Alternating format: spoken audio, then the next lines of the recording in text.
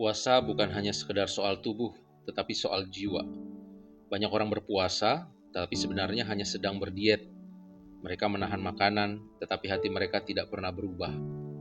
Yesaya 58 ayat 6 berkata, "Bukan, berpuasa yang kukehendaki ialah supaya engkau membuka belenggu-belenggu kelaliman dan melepaskan tali-tali kuk, supaya engkau memerdekakan orang yang teraniaya dan mematahkan setiap kuk." Saudara, di zaman sekarang kita sangat familiar dengan diet. Orang mengurangi makanan demi kesehatan, demi berat badan ideal, atau demi penampilan. Itu baik dan tidak salah. Tetapi puasa rohani memiliki tujuan yang jauh lebih dalam daripada sekedar mengatur tubuh. Diet mengubah tubuh, tetapi puasa seharusnya mengubah hati. Dalam Yesaya 58, Tuhan menegur umatnya yang rajin berpuasa, tetapi hidup mereka tidak berubah. Mereka tetap bertengkar, tetap menindas, tetap egois. Secara lahiriah mereka berpuasa, tetapi secara batin mereka adalah sama. Bayangkan seseorang yang berkata, "Saya berpuasa hari ini." Tapi setelah itu ia masih mudah marah, masih mudah menyakiti orang lain dengan kata-katanya, masih menutup hati terhadap penderitaan orang lain. Puasa seperti itu hanyalah sebuah ritual yang kosong.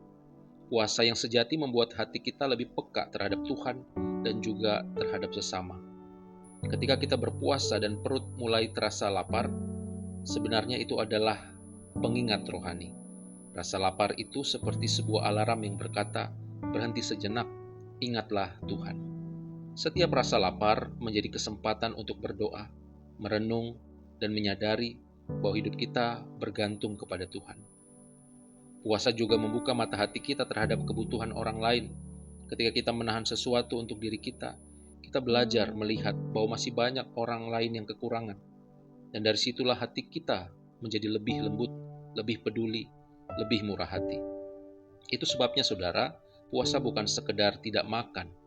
Puasa adalah ruang bagi Tuhan untuk membersihkan hati kita, mengikis kesombongan, melembutkan ego, dan menyalakan kembali kasih di dalam diri kita. Hari ini kita diajak saudara, kita mencoba berpuasa dari satu kebiasaan buruk. Mungkin kita berpuasa dari kata-kata yang kasar, kata-kata yang tidak perlu, kata-kata yang negatif, kata-kata yang tidak membangun. Kita berpuasa dari kemarahan yang mudah meledak-ledak, sedikit saja dipicu langsung marah, atau dari kebiasaan-kebiasaan menghakimi orang lain. Biarlah puasa kita hari ini menjadi latihan untuk memurnikan hati kita. Mari kita berdoa. Ya Tuhan, aku tidak ingin puasaku hanya menjadi sebuah ritual biasa. Sucikan hatiku dan ubah hatiku, dan tolonglah aku untuk mendekatkan lebih lagi kepada Tuhan dan juga mengasihi sesama. Amin. Saudaraku, jika renungan ini memberkatimu, follow perjalanan 40 hari menapaki jalan salib ini sampai hari ke-40. Mari kita berjalan bersama-sama menjalani iman yang bukan hanya lahiriah, tetapi juga mengubah hati kita. Sampai jumpa.